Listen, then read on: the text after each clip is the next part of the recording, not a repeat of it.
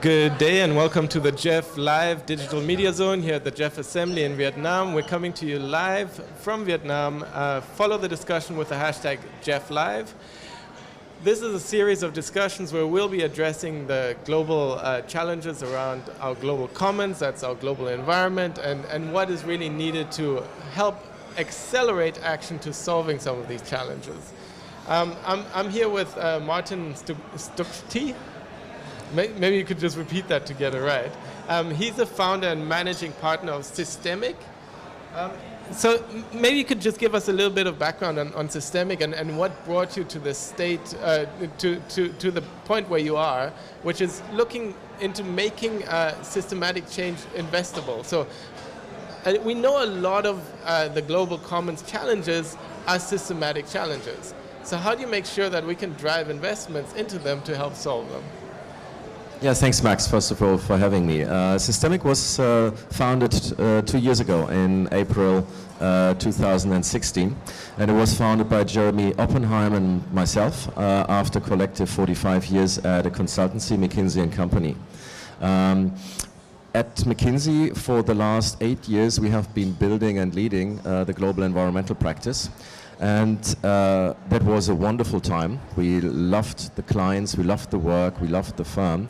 But there's a couple of things we found out. A, we don't have time. The world economy is going to double over the next 20 years. So we are growing by 3.5%, 70 divided by 3.5, 20 years. We are going to build the same 75 trillion US dollar economy next to the one that we already have built ever since the start of the Industrial Revolution. Getting that wrong is just not an option. And so we need to be faster. And secondly, the challenges that we ended up working on were different from the other client work. They were systemic by nature. Every single time, there weren't problems that can be resolved by one technology, by one company, by one sector. Every time they were much broader, much more complex, much more multi-parameter. And every time they required a different approach. They required more autonomy over the means, the direction, and the pace. And that's what we try to create with Systemiq. Systemiq is a wonderful group of close to 100 professionals now. We are in London, in Munich, and Jakarta. Jakarta is particularly close to our heart because that's where we can prove our case when it comes, for example, to land restoration, when it comes to ocean plastics. We are dealing with 3 different systems, new circular industrial systems, new land use systems, new energy systems. And every single time we are trying to make those new higher performing economic systems, those systems that deliver better ecological, social and economic outcomes, we are trying to make them investable. And for that you need best talent, for that you need your own capital. So we raised capital and that allows us to scale up even more capital on the back of it. That's our vision. And it's very much this multifaceted, multi-natured challenge of the global commons that you're looking into, and that's actually really exciting. It is a space where a lot of businesses, a lot of opportunity lies in. So if we are building another economy of 75 trillion over the next couple of years, that is actually a huge market opportunity. And the key is making sure that these projects and these strategies are investable. So if you could unpack that a little bit in terms of your messages here at the GEF Assembly, what are you going to be looking at more closely, and how are you in particular looking into the ocean's plastic problem, and how are you applying your circular economy thinking to that? I mean, there is undoubtedly the biggest business opportunity in front of us within this century. Systemiq did a report together with the Global Commission for Business and Sustainable Development 18 months ago, and we looked at all the SDGs, and we did our maths, and we came back with a number of 12 trillion. That's the business opportunity. So these are markets that are growing 2x, 3x GDP, and yet it is true that they are not just investable as anything else. Often there is something missing, and that's why sort of we first you need to cultivate readiness for change. We do that with coalitions, we do reports, we do the strategic frameworks, we do the economics of those new systems, be it the new land restoration, for example. Many of us haven't understood that the economics are favorable for it, and so first of all we need to hatch that mindset. Cultivate. The second thing is incubate. Even if we knew that there is an attractive new business system available, still typically the amount of businesses and initiatives that are pursuing it aren't enough. You need to build incubators. That's something we do. Third one is enable. Very often those markets are very imperfect, and sometimes you need to bring in market enabling mechanisms. Sometimes that's technology, monitoring, for example, and satellite surveillance when it comes to land restoration. And then it's about scaling, scale up capital. There are trillions waiting to be shifted out of stranded assets into new systems. At the same time, we need to be able to stack capital differently as we've done it in the past. Blended finance is the biggest word. That we try to apply to the different systems. Once that's keeping a big part of Systemiq and myself busy right now, which is part of our circular economy agenda, is ocean plastics. That's a crisis in the making. 3 years ago, we wouldn't have thought how big it is now. A couple of CEOs returned from the World Economic Forum this year and said this is the second climate change. So I would like to unpack a little bit more this ocean plastic challenge. So on one hand, obviously it's a pollution challenge. It's degrading our natural resource. It's affecting our oceans, our fish stock. On the other hand, it's an opportunity. So it's a waste management opportunity. So how are you, through Systemiq, identifying that opportunity? How are you showcasing it? And what are your projections in terms of it being a viable market over the next couple of years? We currently have something like between 8 and 12, some people estimate it's even higher, 20 million tons entering the ocean every year. And very soon, sort of my team calculated 2 years ago, we will have 3 kilograms of fish to 1 kilogram of plastic. In 2042, it's going to be 1 kilogram of fish to 1 kilogram of plastic, which is a future that no one can want. And I think we've all woken up to that. It's very interesting to see how a grasping, captivating, galvanizing agenda that is. I mean, everyone talks about it now, so let's not use it. It's the Tesla moment for the circular economy agenda and for oceans.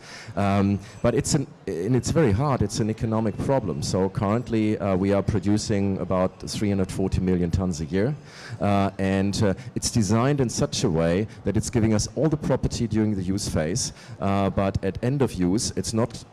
There's not enough inherent material value left in order to fund for both recovery, aggregation, and for recovery.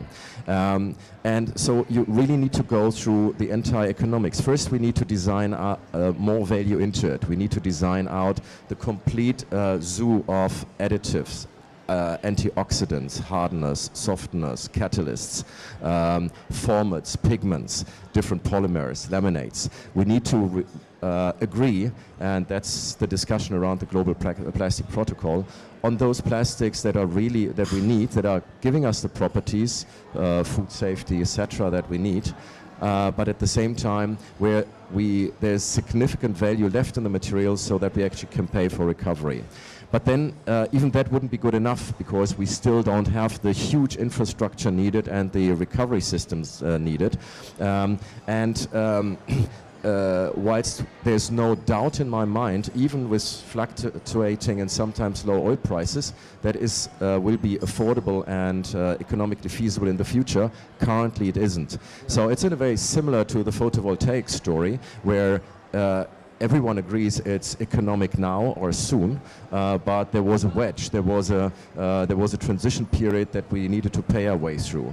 And investing into scale up, investing into better technologies, investing into learning is, and we are deeply convinced of that, a high value investment for industry, but also for cities and for governments, because it's giving us multiple dividends in terms of health, in terms of better city landscapes, of course, in terms of formalizing and better labor conditions, but particularly to industry, it's in fact a very cheap insurance against some of the environmental liabilities that are stacking up right now.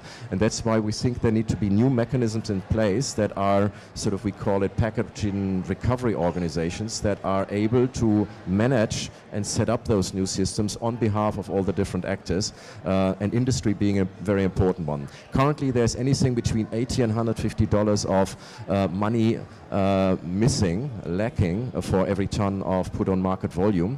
But our numbers show that sort of putting that fresh money into the system is a good investment if it's shared amongst those parties, and for that you need to have someone who is able to blend those different income streams. Yeah. And I think that approach applies to so many of our environmental challenges, including the climate challenge, where early investment results in big payoff. So maybe just in closing, to redefine this growth model for the 21st century. You've written around this topic quite a bit.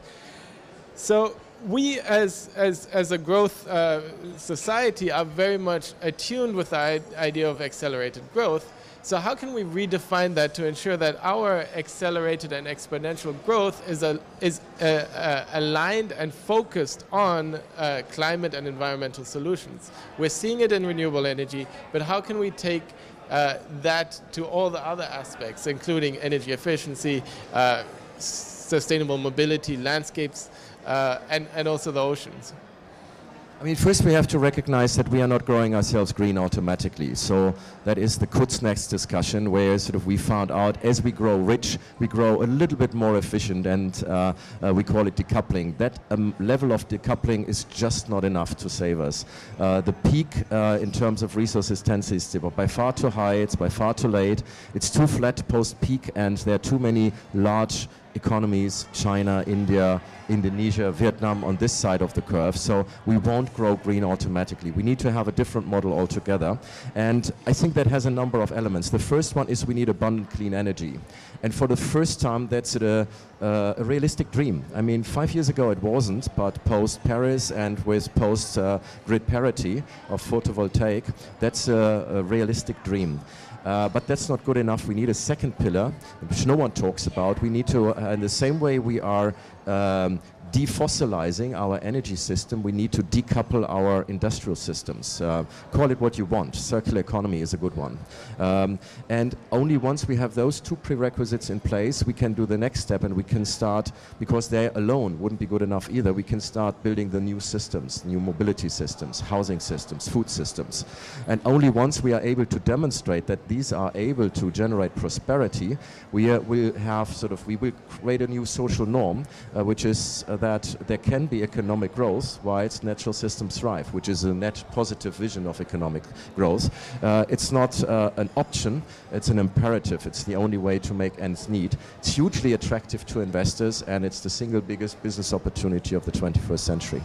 Absolutely. So you've heard it. There is this incredible business opportunity which is aligned with the future growth of our economies, which will be low carbon, resilient, and in tune with our natural environment. Thank you so very much for joining us today. And you've heard it from Martin from Systemiq. Thank you.